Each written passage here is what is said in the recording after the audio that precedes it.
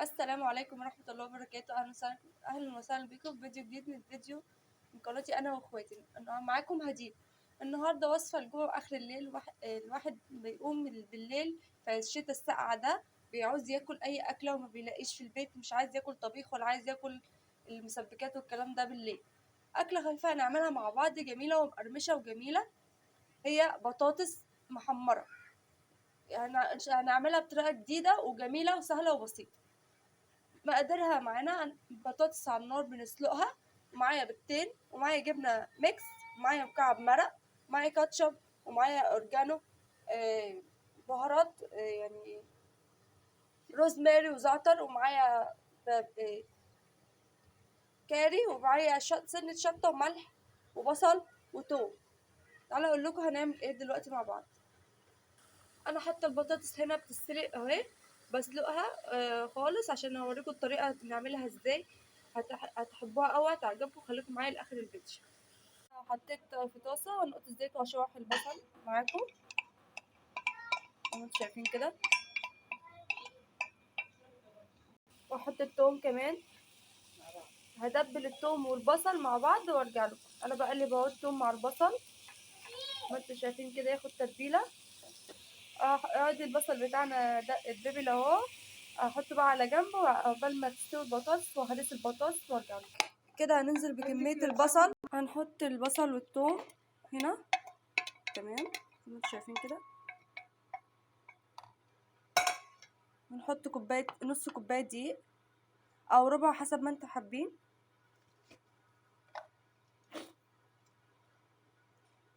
مش عندي برد. زعتر وروزماري،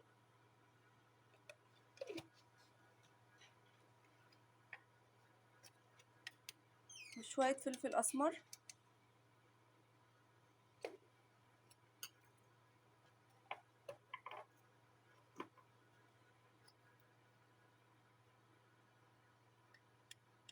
شويه كاري، رشه شطه، ونقلب ده كله مع بعض. ونحط البيضه كمان، نحط اول بيضه هنا معانا.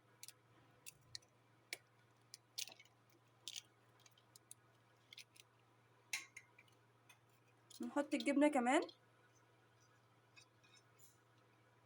دي جبنه ميكس يا جماعه، شيدر على موزاريلا على رومي. ونحط مكعب المرق. نحط مكعب المرق زي ما انتم شايفين كده، هتبقى طعمها حكايه. ونحط الملح بتاعنا سنه صغيره عشان احنا حاطين مرق الدجاج، سنه صغيره. ونقلب ده كله مع بعض كده لحد ما كل ده يتجانس مع بعضهم. هنقلب ونرجع لكم. نحط الكاتشب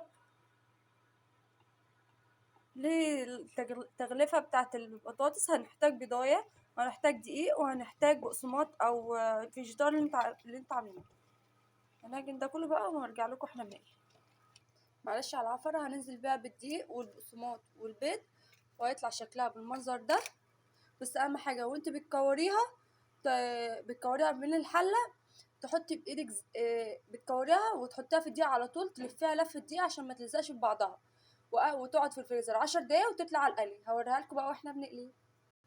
حطينا البتاع اهو في زيت غزير او اي زيت عندكم، ان شاء الله نقطه زيت. نحط باقي الحاجه اهو. هوريها لكم بقى كده. قلبتها على الوش قلبتها. بصوا بقى، انا هسمعكم حاجه. سامعين؟ دي قرمشه جميله ازاي وحمرا ازاي اهي. اوريكم بقى بعد ما تطلع.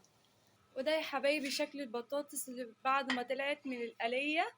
بصوا الجمال، بصوا الحمران، بصوا القرمشه. سامعين؟ ده المعنى الحقيقي للبطاطس، للقرمشه الطبيعيه. هاخد واحده بقى وافتحها قدامكم.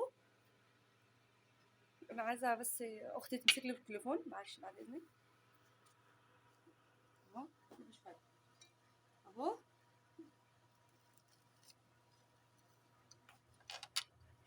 جميله، طريه من جوه ومقرمشه من بره وجميله. واشوفكم في فيديو جديد. ولو عجبكم الفيديو متنسونيش في لايك وشير وسبسكرايب للقناه. وجنبها طبعا الخلطه السحريه بتاعتي المايونيز والكاتشب. لو عجبكم الفيديو ما تنسونيش في لايك وشير وسبسكرايب للقناه ولايك جميل منكم.